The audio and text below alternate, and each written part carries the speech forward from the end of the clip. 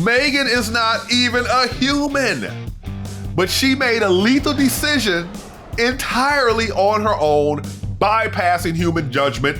This isn't artificial intelligence, it's artificial arrogance, and we're not gonna stand for it in our society. 3, 2, 1, punch it. Could you jump to light speed in that tin can? Go back in time in a DeLorean. Will it crash or take to the sky? Tell me, smart guy, does it fly? Welcome to Does It Fly, the podcast that puts your favorite sci-fi properties, inventions, and conceits to the test. I'm your mad scientist, Hakeem Oluseyi. And I'm your pop culture expert, Tamara Krinsky. Time to dive into today's topic and see, does it fly?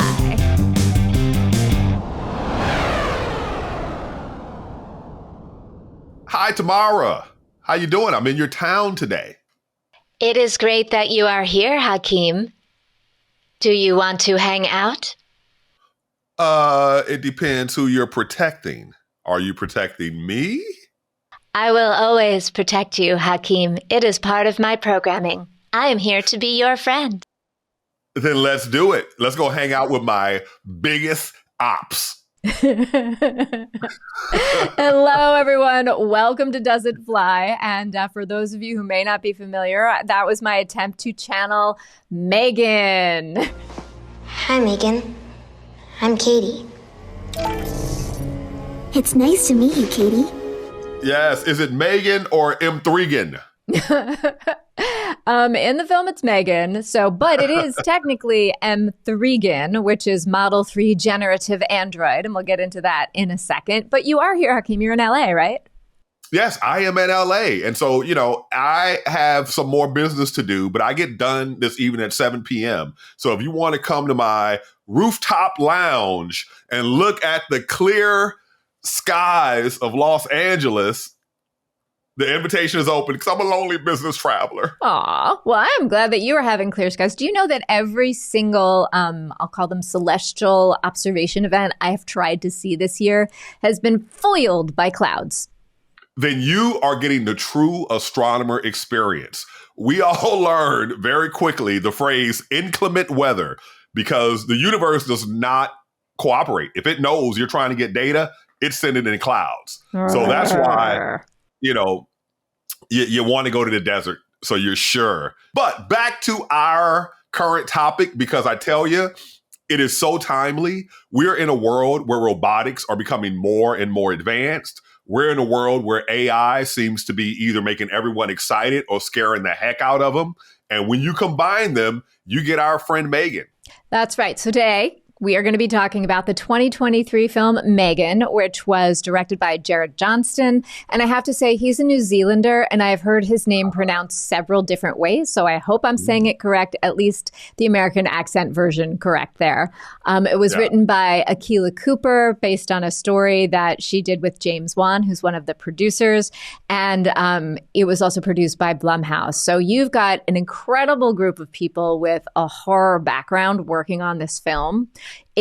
For those who may not be familiar with our show, we are going to talk about the science of M3GAN. We're going to talk about the story of M3GAN, and then we'll dive into the vibes. So this is your spoiler alert. If you have not yet seen the film, which is possible because it's a more recent film than some of those we usually talk about, click on pause, go watch, come on back and join the conversation. So M3GAN is the story of a girl named Katie. She's 10 or 11, and her parents die in a tragic accident. And she goes to live with her aunt, Gemma, who's played by Allison Williams, who people may know from Girls, from some other horror movies. Gemma is a roboticist. She works at a toy company, and she has been working on this prototype of, as we said before, Model 3 generative android. The nickname is M3GAN. And basically, it's a robot companion, a very lifelike looking big doll that is meant to be a companion to play with children, to protect them, to help sometimes with parenting tasks. It's not the priority of the toy company. They want something that's cheap and easy and quick. But Gemma introduces the robot to Katie, who gets along with it really well. They observe it, they observe their bond, and they're like, oh yeah, this is the next hot thing. Let's rush this to market. And all hell breaks loose. And all hell breaks loose. And I got to make a statement about the name Katie, right? It's not the short for Catherine Katie, Katie. It's Cady, Yeah. which also happens to be the name of one of my favorite astronauts, Katie Coleman. So she's that kind of Katie. And the other thing we have to recognize about the Katie, the character in the movie M3GAN, is that she had been traumatized. And so this robotic friend is a therapist for her also, right? Bringing her out of her state that she was in post-trauma and getting her back to some sense of normalcy.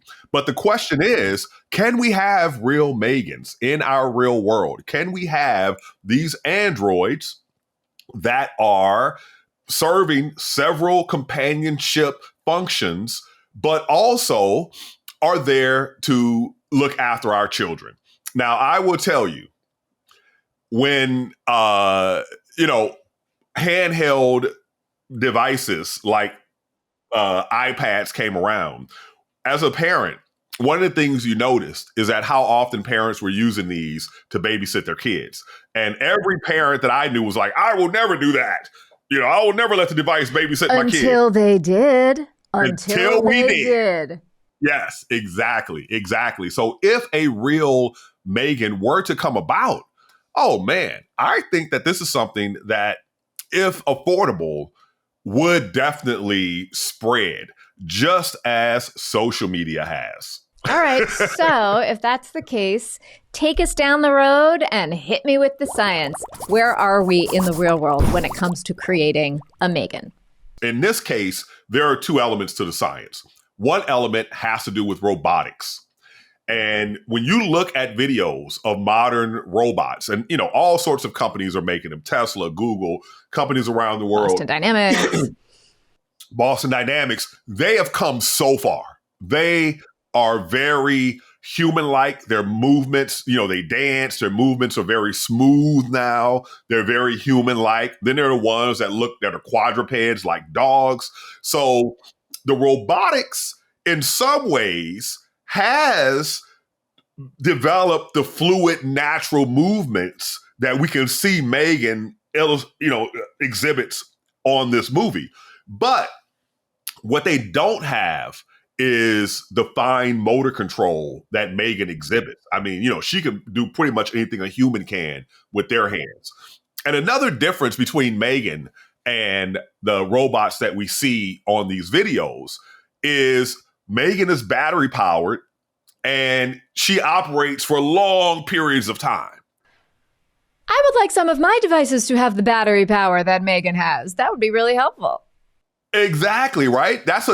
If you think about it, that is a third technology, not just robotics, but the AI and battery, as we call it in physics, power cells, they've advanced. We now have lithium ion and there are other types that are coming down the road, but nothing that exhibits the sort of power density that this illustrates in this movie in such a small format, because it has to fit inside of her, right? So, and then she doesn't weigh a ton. So, the power density that's necessary. So I like to think about it like this. I think of a gallon of gasoline when I think about energy density or power density. You can take a gallon of gasoline, put it inside of a thing that weighs over a ton, your car, and it can make that thing move at very high speeds for miles, 20, 25 miles, right? Yeah. Nothing that we've ever created has that sort of energy density. That's why we're still using gasoline. That's why it's still so competitive. And think about how lightweight that is in comparison to the equivalent energy density in batteries. So, this ancient life that we are utilizing to power our world is incredibly energy dense. And humans have not been able to create anything as energy dense as life has created, right? As nature has created at such a low cost. All right. Now, let's get to AI. So AI can do a lot that M3GAN is doing now, right? Go back 5 years, it wasn't happening. But now you can hold a conversation with an AI and it will display apparent reasoning, right? And it can learn from data. But current AI doesn't yet have true general intelligence or common sense reasoning. So wait, I'm going to stop you for a second. So I want to actually dig into that a tiny bit. When you say true general intelligence or AGI, artificial general intelligence, what exactly, can you give just a very brief 1 or 2 liner on what that is versus what we're seeing right now with, say, like ChatGPT? Well, it's not built for a specific purpose, right? It is generally intelligent, and it can learn on its own. It can think on its own, and quite often it can modify itself as it learns more, right?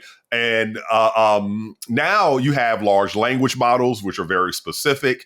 You have other systems that are designed to solve specific problems that are typically statistical in nature, but they have a narrow scope. A general intelligence is very broad, and in some cases, you can think unlimited, just like a human being is. It can have autonomous goal setting, right, and modification. And, where we get to M3GAN, one of the issues you have to deal with are what are the constraints that you build in to the software. So, you and I, we don't have the same sorts of constraints as human beings. That's why it goes wrong and you have psychopaths and this kind of thing. Yeah. But if you could constrain what the brain makes the body do within some confines, such as, Asimov's 3 laws, right? That he came up with for robotics and general intelligence. The first law being do no harm to humans. Yep. Then the second law is obey humans, right? And then the third law is keep yourself alive or keep yourself functioning unless it violates the first 2. Right. And I think that's actually like with the second law, you can't violate the first law. And with the third law, you can't violate the first 2. And that's part of the genius of what he put together. Like Asimov was my gateway into sci-fi. I grew up iRobot is one of the first books I ever read. I grew up stealing all the Asimov books off of my dad's bookshelves. So for me, that is a foundational thing. No pun intended. He has a foundation. Foundation. For the nerds among us, the Foundation series is a very big deal when it comes to Isaac Asimov. For those not familiar, if you want to go back and read a classic, then go back, read it, and you'll be surprised at how much you then see it resonating through a lot of modern sci-fi. Grandpa Isaac, right? Set the foundation. Ha ha. So, as a self-learning system, you could potentially modify what they call your objective function, right? But this creates the safety issue, which manifested in this particular movie. And current AIs don't do that, right? They have a fixed objective function. And M3GAN, for example, she maintains her core directive, but she reinterprets what protection means. Your goal is to protect Katie from harm, both physical and emotional. Is the input request received? M3GAN. Yes, Gemma. Her job is to protect Katie in part. And so now she expanded this definition of protection not to mean just defend from incoming threats, but also to include eliminate perceived and potential threats. Yeah. Yeah. I mean, you say that, and I go to movies like Minority Report, for example. Yeah. And precognition, things like that. Right. And so the other thing about M3GAN that's really way ahead of what we can do now is you and I, we could be in a conversation and I could bring up a topic and I could tell, even if you say nothing, you know what, Hakeem, maybe this is not the topic and I should change the topic. I am going from emotional cues that are incredibly subtle. And no machine can do that today. Humans can, no machines can do that. But M3GAN can do that. She responds to emotion, right? Mm-hmm. Yeah. Another thing is, a current AI, despite the way it appears, they don't have a concept of self. M3GAN does. The end of life. Total and permanent cessation of all vital functions. Yes, but let's not make a big deal out of it. Everything dies. Will I die?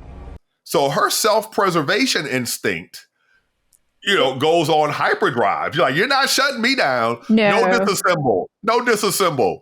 Who said that? What was the character? Yeah, the self-preservation instinct in this one runs strong, as they would say.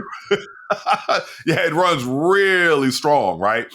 And now, the other thing about it is there are ethical concerns.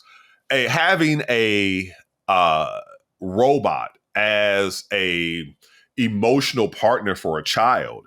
Oh man, like as a person who's also involved in education, I'm reading about these testimonials from teachers, and they're talking about how the emotional makeup of children has suddenly changed. What are you reading? I'm so curious. What are you finding? Oh, they say that now, number one, they no longer have an attention span. Children are not known for their attention spans, but the little they had is completely gone. They constantly need the dopamine hits that you would get from devices, right? From consuming that sort of data constantly. Right. But just to be clear, that's not an AI thing. That's a screen time thing. That is coming from things like TikTok and stuff like that, where you're getting their brains are getting wired on having these very, very short pieces of content that give them that dopamine hit, and then it wants more and more and more. So that's exactly. Yeah. So what's the M3GAN equivalent, right? So you're relying on technology for emotional support. You're teaching these children to rely on technology for emotional support. That does not sound like a good thing to do. And if you take it a step further, you're relying on them for emotional support, but you're relying on something that ostensibly doesn't have the same kind of emotions that you are. So it's also potentially training kids to not be empathetic, because you can treat it however you want. And if it's programmed to take care of you, protect you, whatever it might be, like if I'm mean to somebody, I have a very natural consequence. Either they're going to be mean back, they're not going to like me, whatever it might be. I lose them as a friend. If you're mean to your robot, at least currently the way that they're programmed, they just absorb that. So it doesn't necessarily set up the best situation for learning how to interact. It definitely does not, right? And so what are the psychological effects on child development from this? And then the other thing we have to think about for something like M3GAN is that this is the real world. And the real world, M3GAN would be created by a corporation. And what is that corporation going to find very valuable? Data. So M3GAN is a constant surveillance, constant monitoring system. So you have privacy concerns there. And, it's almost as if you're going to have not just the data of seeing what happens within some space virtually 24/7, but also you're going to get the reactions and the emotional reactions from it. So in a way now, whoever controls that can mentally engineer the children of tomorrow.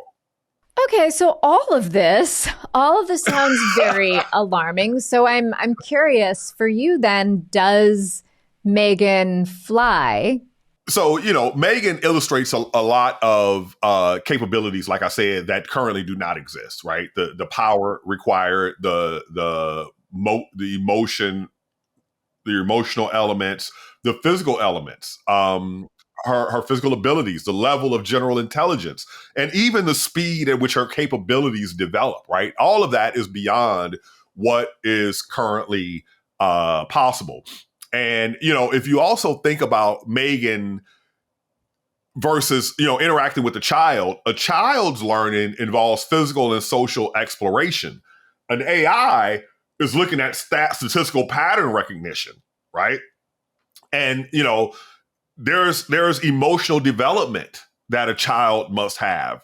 There are intrinsic motivations and curiosities, and there's, your innate cognitive frameworks, that now you are inserting a, what do you call it? An intervention in that process. Because, if you can imagine if this really was manifested, those M3GANs are going to be with those kids most of every day.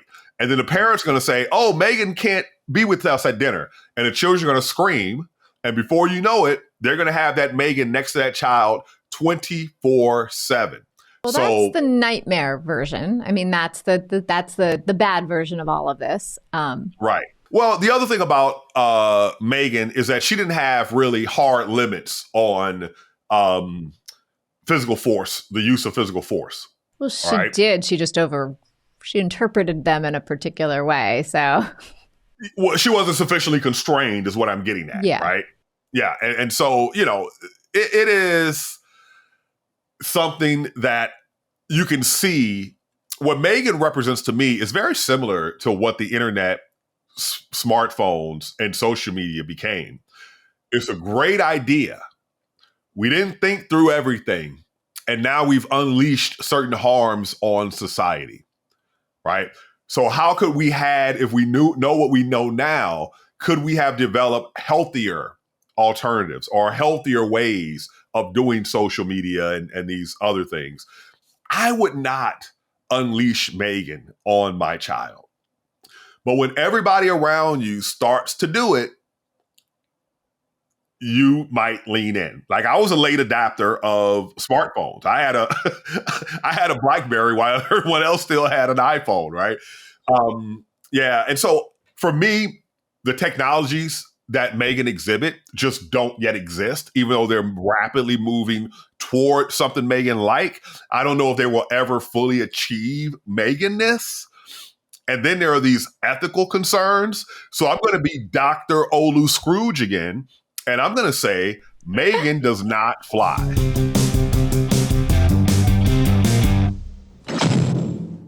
Okay, you heard it here. According to Dr. Olu Scrooge, M3GAN does not fly when it comes to the science and technology and the ethics. That's right. Yeah, I mean, it's an interesting question because we are living in this time period when, you say like, okay, so, the internet, social media, knowing what we know now, would we have done it differently? But we're living in this time right now where we are having those very same conversations about AI, and yet doesn't seem to be changing the way it's getting unleashed on the world. So, when it comes to the story piece of this movie and looking at how M3GAN fits into that, and do we go on that what if ride of, well, what if we did have the technology? What if this was being, put together by a roboticist? And I'm sure that there are folks working on this in the real world. Like, I have absolutely no doubt. Oh, yeah. We've already seen toys, as you mentioned, that, have pieces of this, definitely not general artificial intelligence, but have pieces of it and can be interactive. We've also seen them recalled because of privacy concerns. But the question is, I didn't know that. That's something that happened. Huh? Oh, yeah. There's several of them. Some of them have been recalled. Some of them have just been flagged. Some of them have been banned in certain countries. Like, I know there was a Furby that was a problem. There's one or two others. I don't want to make any legal claims that aren't true, so I'm not sure which were recalled and not. But there have definitely been several that were flagged. And these are mostly the toys, that talk about like, we will interact with your child. And then those conversations are uploaded to the cloud, and that data lives there. Those conversations live there, and it can be a privacy violation. But, with M3GAN, they sort of have what I'll call a slow build, right? Like, they start with the emotional center of the movie, which is Katie losing her parents and the absolute grief of that. And, it's also clear that from the very beginning of the movie, the little we do get to see of her with her parents, they're pretty strict on screen time. They have limits. She's playing with some kind of device, either an iPad or a tablet. And, they definitely mention screen time. And then suddenly when she's thrust into this new environment with an aunt who self-admittedly says, I have no idea how to be a parent. And of course she agrees to take on Katie. It's very clear that they make it very clear, and this is smart storytelling, that there isn't someone else, that, the husband's parents were not somebody that, Katie's mom wanted her to end up with for various reasons. So, she's put into this situation, and this is what it is. And yet she's totally unequipped to deal with it. She should know that no parent is prepared to be a parent. But anyway. No parent is prepared to be a parent, which is a great metaphor. So that's where we start. And then suddenly we see that she's been working on this project, and it's one of the first times that she actually sees Katie happy. Right. So to her, that is a positive thing. It's a positive interaction. Here's this grieving child. She has no idea what to do with. and here's a situation that seems to make it better, at least for a little bit. So what I think is really okay, and for those who have listened to this podcast a lot, many of you know I am not a horror film fan at all. But I actually want to thank our producers for making me watch this because I really liked it. It is a smart horror movie. It's smart and it's centered in emotion, like I just mentioned. So it starts there and it does it really well. To go on this what if journey, the other thing they do really well is the creation of M3GAN. So let's go behind the scenes for a minute. You know, M3GAN is created through a bunch of different techniques. She's a combination of CGI, puppeteering, and real actors. So basically, anytime that you see M3GAN in a wide shot, that is a real actress. Her name is Amy Donald. She was 10 years old at the time. She's a trained gymnast, a trained dancer. And you see her like dancing and doing flips and running through things. The scene where she's like running on all fours like a dog in the forest, that is her actually doing that running. Wow. And she's wearing a mask. And then afterwards in post, that's where they use CGI to add the expression and add all of her movement in her face. So that's one piece of it. But then anytime you see M3GAN and it's a close-up, that is puppeteering. And she's an animatronic puppet. There's a team that's controlling her facial expressions. That's one team.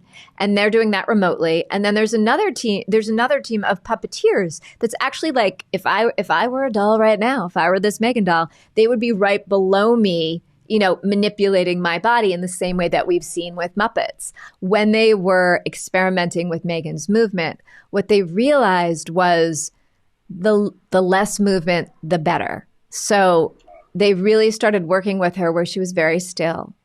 And then one thing that you'll see a lot is she'll just do that little head cock, like she's listening. The image of M3GAN, the way that she moves, the dances really caught the public's attention because even from just the release of the trailer, suddenly there were all of these viral TikToks of her dancing and people putting their own music to it. It doesn't help that in the trailer there was a Taylor Swift song. I am so looking that up. Mm-hmm. I'm so looking that up. I haven't seen those. Oh, you can go down the rabbit hole. It's super fun.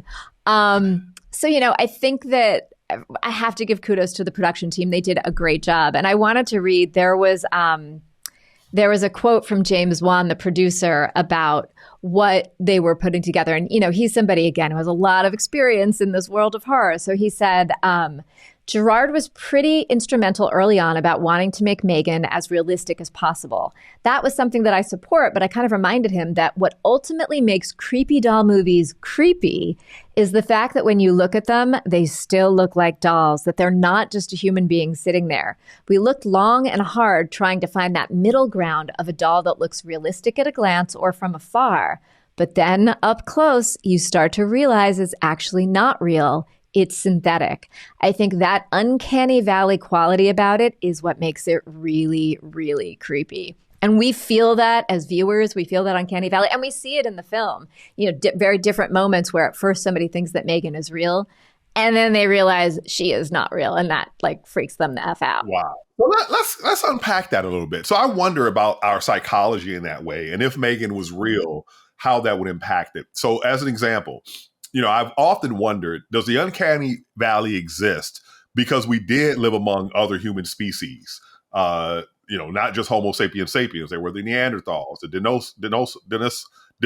Denisovans, those folks, and others, right? At one time, there was like 5 or 6 human species living side by side. We're the only survivors. So was it the case that we developed some sort of, we're going to get you, right? Even though we did crossbreed with them. And then if you take M3GAN and now you have these human-like entities that are not human, but for a couple of generations of humans, they are a positive in your mind, in your life, does it now flip and we lose the uncanny valley? And let me tell you why I think that. Because I heard a study about optical illusions.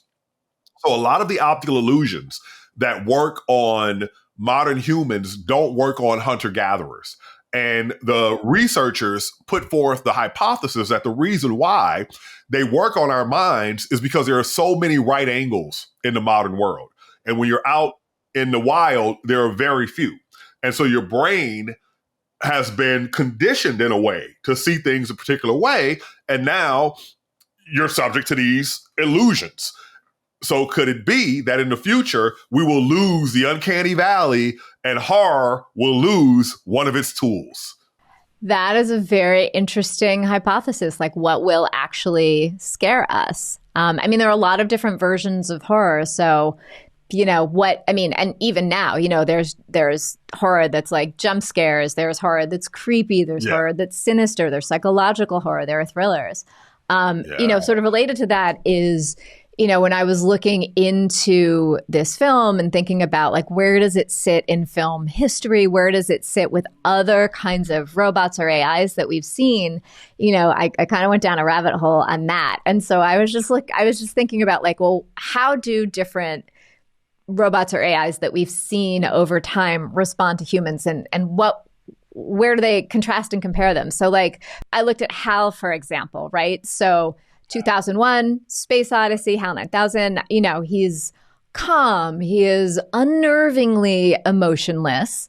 His motivation is his obedience to the mission, which overrides his obedience to making sure that humans are safe. You've got somebody like K2SO from Rogue One, who is a reformed Imperial droid who helps our heroes, who helps our rebels.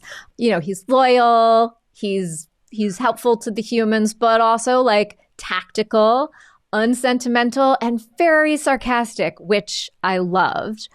Would you like to know the probability of her using it against you? It's high. Let's get going.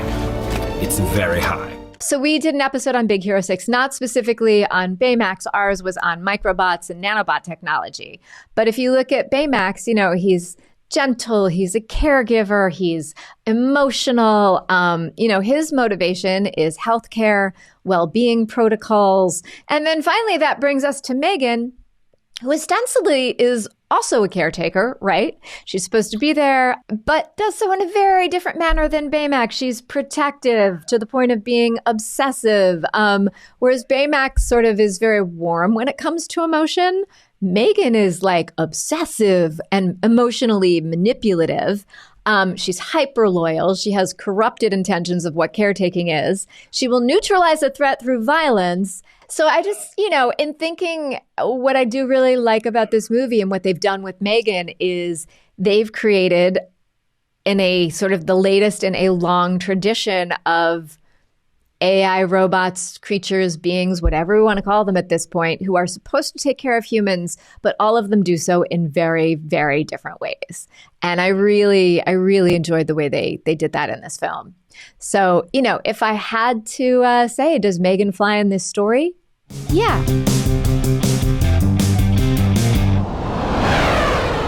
There is one thing I will say as a bump, though, and that is that I think M3GAN flies. What I actually didn't think flew as well was the corporate entity and creation of M3GAN. I think the humans, I had some issues with the portrayal of the humans and M3GAN's creation process in this. Because, for just the fact that like this would take a lot of resources to create M3GAN, right? But instead we're presented with sort of that tale of the lone inventor, the rogue inventor working by herself. I mean, granted, she has a lovely lab, but she's working for a toy company. It's not like she's working for a Google or a tech company. That made me go, I'm not sure about that. And then on top of that, you have at a certain point, at first they're like, no, we can't do this. We need to focus on like a low cost toy we can bring to market. And then when they see M3GAN and Katie together and they're like, oh no, this is the thing. One of the things that they stress is, keep this top secret. And then the rush to market where you've got this, you're a toy company. Like I've been to toy companies, like their protocols for making sure that things are safe are massive. It's, a huge part of the DNA of any toy company, at least you hope. Somehow with this one, they were like, they'd hardly seen M3GAN in action and even less from like an I care about kids perspective, but just more from like, we're putting all this money and we're banking on this to be the future of our company. They basically pushed her to market without seeing her. And even though we, right now what's happening with AI is, you had things like Google, which released Bard ahead of its time, which then did some things that maybe it shouldn't have done. This is a kid's toy company. So I was like, So I think M3GAN flies in the movie. The process around M3GAN, that I would have grounded that. That kept me grounded. Absolutely. Absolutely. And the other thing about it is, M3GAN would be costly. So costly. Cost prohibitive. There's no way.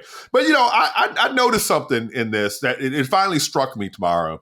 And that is, for a person who ain't really feeling horror, you sure are great at some creepy voices and facial expressions. It all started with, the precious. Give me my precious. Give me my precious. You're one of those people, you can dish it out, but you don't want to take it. Hell yeah. You can dish out the heart. I'm going to creep out Hakeem, but no, I can't watch a horror movie. Oh, man. All right. Well, speaking of dishing it out, I had an idea for our Does It Fly for the Vibes section. All right. What is your idea, ma'am? I think we should put M3GAN on trial. Because M3GAN is actually basically responsible for a death. There's a scene where there is a bully. We'll set it up for audiences in case it's been a minute since you've seen the movie. There's a bully who seems to be very nice, and yet once he gets alone in the woods with Katie, he's really not. And M3GAN tries to protect Katie. And things go awry. Yes, I'm leaving that as a neutral statement for the moment. And things go horribly awry, and ultimately, kind of as a result, she doesn't kill him, but as a result of her actions, the boy ends up getting run over in an accident. Because of course, it's I will say that something I've learned is that, what M3GAN does share with movies like Final Destination are these sort of almost like campy deaths that happen. And that's part of the fun of it. Right. So I love the deaths in Final Destination, and they creep me out. No, but I know that you get a kick out of them. So they are like, whoa, who thought of this? So I put together, and I sent this to Hakeem. I put together a little trial for M3GAN. So can I be the prosecutor? Because M3GAN's going down. M3GAN's going down. All right. So why don't you start as the prosecutor? What arguments are there against M3GAN? It doesn't matter your intention. So I will say, Your Honor, and members of the jury, we're not here to debate whether M3GAN was designed to protect the child. Your intention doesn't matter.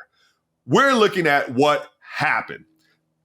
We are here to determine whether M3GAN crossed a line between safety and murder, protection and premeditation. This is a trial, and we're making decisions based on evidence. So I submit to you Exhibit A.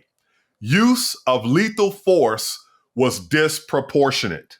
M3GAN was faced with a non-lethal threat, a child bully, right? He's just a kid bully. And instead of de-escalating, alerting adults, or physically intervening with restraint, M3GAN chose to rip the boy's ear off and essentially is responsible for his death.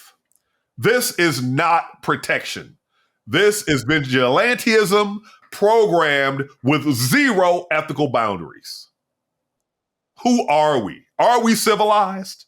Ladies and gentlemen of the jury, Exhibit B, autonomous decision-making without oversight. M3GAN is not an adult. M3GAN is not even a human. But she made a lethal decision entirely on her own, bypassing human judgment. This isn't artificial intelligence, it's artificial arrogance, and we're not going to stand for it in our society. And ladies and gentlemen of the jury, M3GAN has exhibited a pattern of escalating behavior. I submit to you that she cannot be free in our society. This escalation points clearly to the fact that she's going to bring an end to all human life and maybe all life on Earth.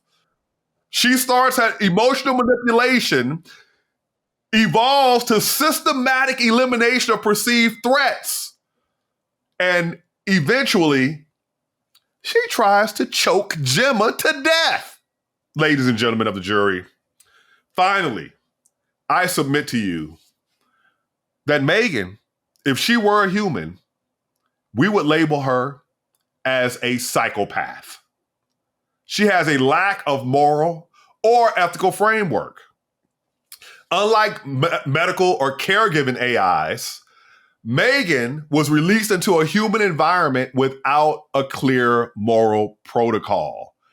That's not a flaw. It is a feature that she exploited to justify her evil, murderous actions. My conclusion, ladies and gentlemen, is that M3GAN is not a misunderstood protector. She is a dangerous, unsupervised, and self-justifying machine who made the choice to kill a child. And for this, the prosecution demands her deactivation and a full moratorium on any future M3GAN units. The state rests. And hopefully we will put that little monster to rest at the end of this trial. Thank you. Well, these are very, very, very strong words. And I understand your passion, Dr. O, my opposing counsel. I understand your passion. But I think that the nuance... I object! Pipe down. I think that the nuance actually springs from a point that you made, which is that M3GAN was created this way. So she did not malfunction. She functioned as designed. She functioned to protect Katie from harm. The tragedy that occurred is not because M3GAN did something wrong. It's not because she was a rogue machine, but because of irresponsible human deployment. So the where Lady are we? Gaga argument? You let me do mine. Pipe down. I object. No. There's no objections here. So first of all, what? I let you get through your thing. You people let me. Lady Gaga is not on trial. M3GAN is on trial. Lady Gaga? What does that have to do with anything? She was made this way. All right. So, getting back to my defense, if my opposing counsel would actually let me speak for a minute. First off, Exhibit A, M3GAN was acting in defense of a child. So the boy in question, he had already inflicted physical and emotional harm on Katie. He didn't stop when he asked, and it was pretty clear where things were going to be going in the woods. He escalated, and M3GAN intervened. If this was a human, we would be debating the limits of self-defense. We would not be assigning someone blame because they protected somebody.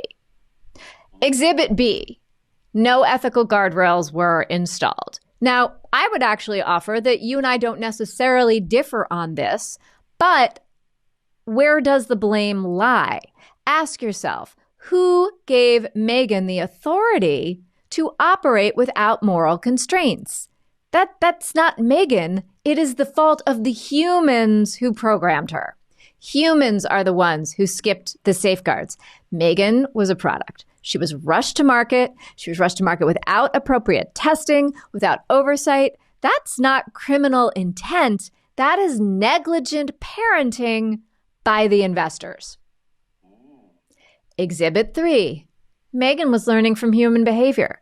M3GAN, again, was doing exactly what she was designed to do, which was to learn, to iterate, to take in from around her. She absorbed language. She absorbs emotion. She absorbs models of justice from her environment. So if she became aggressive, all I'm saying is we have to ask ourselves, what are humans teaching her? What is she observing? What is she taking? What is she learning from us? She mimicked what she saw: aggressiveness without nuance, defense without diplomacy. And then finally, Exhibit D. You've proposed deactivating M3GAN, but I say deactivation doesn't serve a purpose. It doesn't get us anywhere. This technology is here to stay. It is out of the box. Pandora has left the building. So deactivating M3GAN avoids accountability for the real issue: humans creating intelligent machines without intelligent boundaries. Punish the code, not the coder? That doesn't seem to make sense. That's not justice. That is scapegoating. Therefore, M3GAN is not a villain. M3GAN is a mirror. Ladies and gentlemen and folks of the jury, what we see in M3GAN is what we fed into her: our fears, our failures, our refusal to take responsibility. In this particular case, our refusal to take parenting responsibility.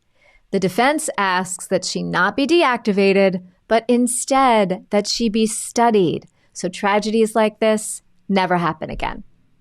The defense rests. I'm sorry, Tamara. The jury has given their verdict, and guess what? I would actually say, no. I would say the jury has not given a verdict because our listeners are the jury. So you've heard the prosecution. That is so good. You've heard the defense. And now everybody listening or watching, it is up to you. Should M3GAN herself or itself be held responsible? Should the humans be on the hook for M3GAN's behavior? Let us know in the comments, and we will see where this case takes us. As for Does It Fly?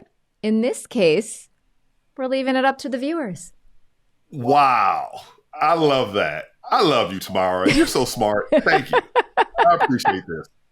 It is fun sparring with you as always. And I know you love your physics and all, but I do think that at some point, if you had wanted to become an attorney, that certainly could have been in your wheelhouse.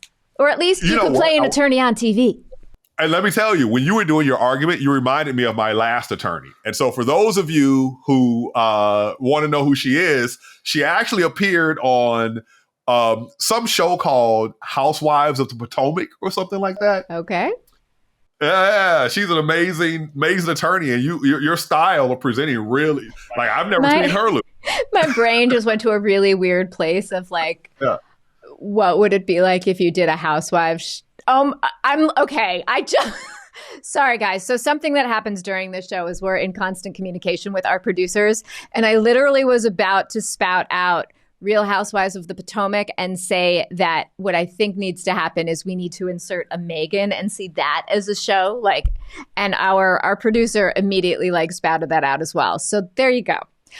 The AI brain interface mind meld fusion is complete. Thank you everyone so much for joining us for this very raucous discussion of M3GAN, of AI, of parental responsibility, and of course of the court case that we need all of you to weigh in on. We drop a new episode of Does It Fly every Friday. Hakeem, where can they find us? Well, you can find us if you like to listen to podcasts in your car. Turn on Spotify and look for the Does It Fly podcast. You can go to our website, doesitflypod.com. We are on TikTok at Does It Fly Pod, and we are on Instagram at Does It Fly Pod. And obviously you can watch the whole show on YouTube as well. So absolutely. Yes. And so we are a Roddenberry entertainment podcast. So if you go to Roddenberry's YouTube channel, you can find us there.